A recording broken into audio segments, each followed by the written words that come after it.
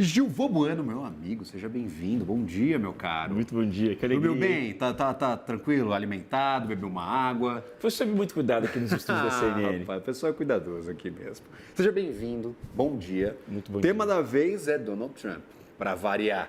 A gente tem tarifas aplicadas, ou serão aplicadas, no dia 1º de agosto. A gente já está preparando o terreno para isso.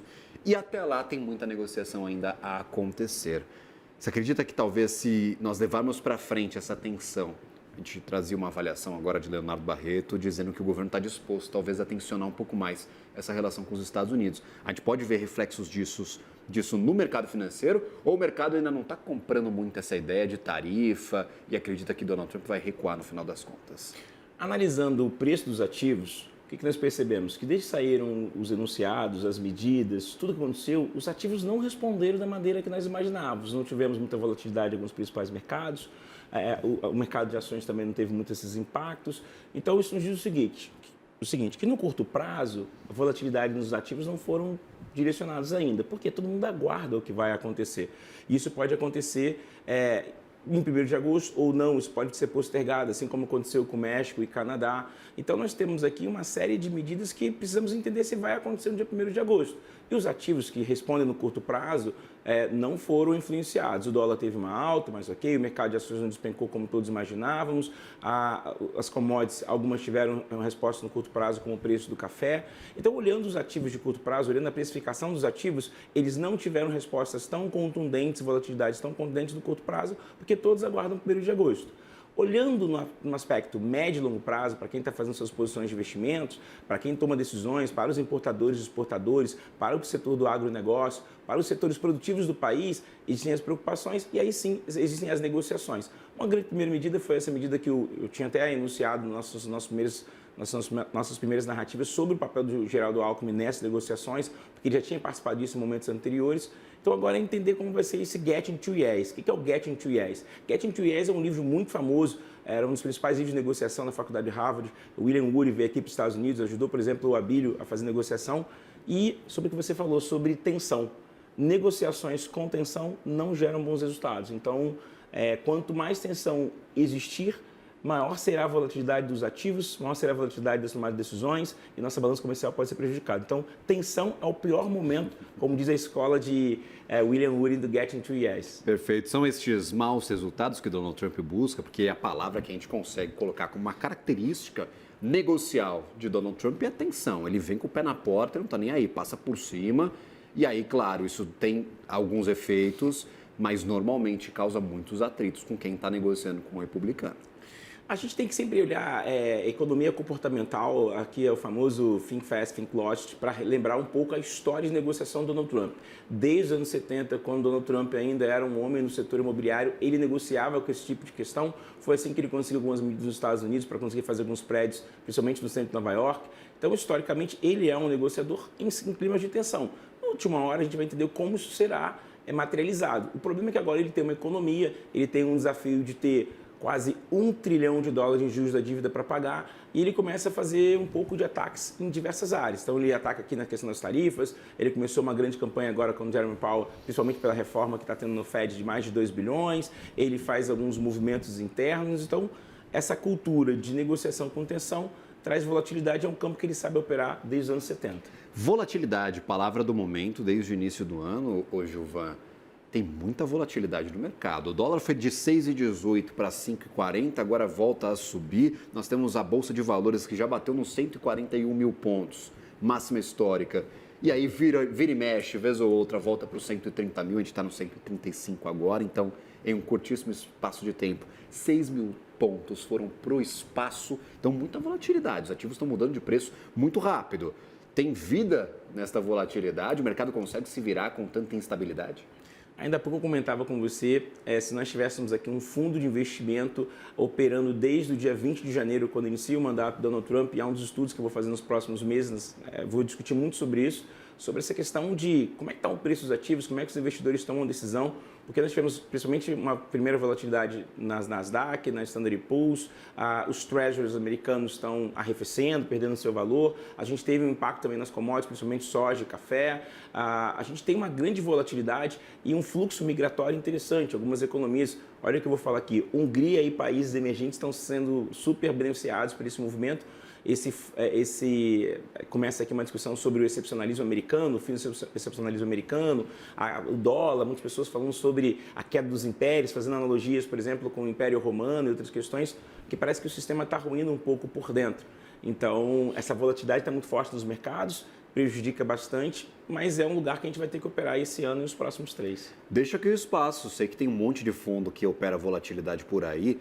Mandem aí os seus resultados, entrem em contato com a gente. Fala, essa estratégia que eu estou fazendo aqui está dando certo, eu só estou tradando mercado X, mercado Y, moeda, ou bolsa de valores. Eu deixo o espaço aqui, a gente vai fazer essa lição de casa, vamos atrás dos resultados dos fundos que operam volatilidade, porque para quem diz que vol é vida, o Gilvan, pode estar encontrando diversas oportunidades neste vai e vem das bolsas de valores, neste vai e vem do câmbio das moedas.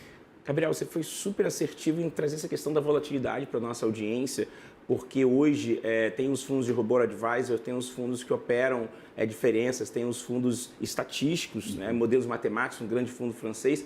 O que eu estou sendo hoje? Saiu hoje uma reportagem mostrando que os fundos ativos no Brasil têm perdido participação. Isso chama atenção para os ETFs, que são uma indústria muito forte dos Estados Unidos, que você consegue ter uma exposição setorial. A gente está trazendo isso aqui por quê? Porque uma das minhas preocupações, talvez, nos últimos dias, é olhar como os investidores vão responder a isso, como os exportadores e os importadores vão responder a isso tudo.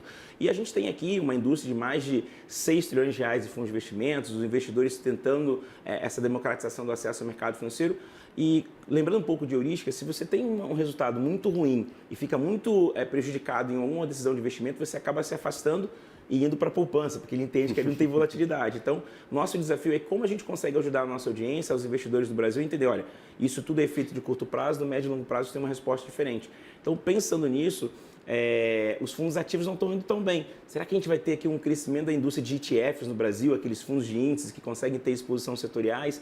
E a democratização do acesso ao mercado internacional. Quanto mais o investidor brasileiro consegue entender que o mercado internacional tem bons ativos, boas exposições de investimento, a gente tem um desafio, porque no Brasil, cada ano que passa, a gente já falou sobre isso aqui, o número de IPOs tem reduzido.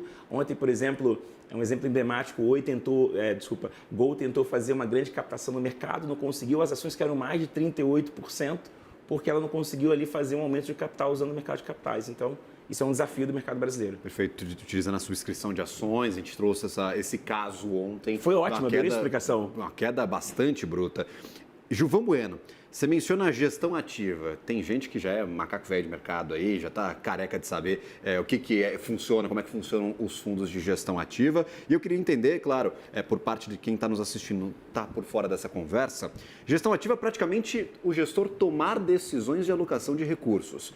Ora, eu vou colocar mais dinheiro no setor de mineração, vou colocar mais dinheiro em câmbio, sou um gestor de multimercado. Tenho muitas alternativas, muitas opções. Então eu vou começando a colocar o dinheiro em cada um dos lugares que eu acho que vai me render mais lucros, vai me render mais retorno. Você pode estar enganado com essa alocação. Então a gestão ativa, você está me dizendo que está perdendo espaço, está talvez perdendo até cotistas. E quando você fala em exposição a ETFs, quer dizer, pega um fundo, pega um índice, joga o dinheiro lá e espera para ver o que acontece. Porque, por exemplo, Ibovespa tem minério, petróleo, está tudo caindo este ano, quem está subindo 100% é a educação. Quem imaginaria? É difícil você acertar esse mosquito voando. Então, uma exposição talvez passiva, escolhendo ativos selecionados, uma exposição mais geral a bolsas de valores pelo mundo, está se tornando uma alternativa mais viável nestes tempos de volatilidade do que uma gestão ativa, propriamente dita? Essa é a avaliação geral? Sempre separando o joio do trigo, e Gabriel, excelente pergunta, assim, porque a gente até ajudar para quem está chegando agora no mercado financeiro, para quem pega as notícias e tenta traduzir em decisões de investimentos, um ponto importante. Então, vamos colocar o seguinte, nós temos aqui um patrimônio, nós temos o Ibovespa tem mais de 75 a 80 ações, vamos colocar nesse número, então eu tento ter um retorno maior para o Ibovespa. Então, o Ibovespa é o meu índice de referência, é o que eu vou acompanhar e eu tento ali um retorno superior ao Ibovespa. Então, eu estou fazendo uma gestão ativa, eu escolho empresas, segmentos econômicos que vão responder melhor que o Ibovespa. Uma gestão passiva é eu acompanhar o Ibovespa. Isso é uma pergunta muito boa. O setor de educação nunca foi um setor tão determinante do Ibovespa. A gente tem aqui 15% de Petrobras e 15% de Vale. Educação é um setor muito pequeno. Então, se você quisesse comprar só educação, você tiraria educação, fazer um ETF só de educação no Brasil e seria passivo nesse segmento, não seria tão ativo. É uma discussão muito boa. Isso lembra também uma discussão dos Estados Unidos, que era o seguinte: se nós tirássemos as 7 magníficas dos principais índices americanos, ele não andou, não teve retorno em 2024. Então, isso mostra como ter uma gestão passiva de acompanhar alguns segmentos específicos está sendo a grande tendência dos últimos anos. Porque eu falo de educação, tem empresa de educação, é o caso de Cogna e de Edux, subindo mais de 100% este ano. Dobrou o dinheiro, quem colocou dinheiro em Edux e Cogna, mas claro, teve que acertar uma call aí incrível nesses últimos meses, o que talvez não se imaginaria num cenário de juros de 15%, atividade em desaceleração, então é muito difícil prever esse movimento. E sem fiéis, exatamente. Gabriel, a gente já fez cobertura sobre isso, para quem gosta do mercado financeiro, Cogna era um grande desafio nos últimos anos. A gente tem histórias de um papel que todo mundo acreditava que ia subir nos últimos 3, 4 anos, arrefeceu, destruiu muito patrimônio e agora volta a subir sem fiéis, que era o principal motor de crescimento desse setor de educação.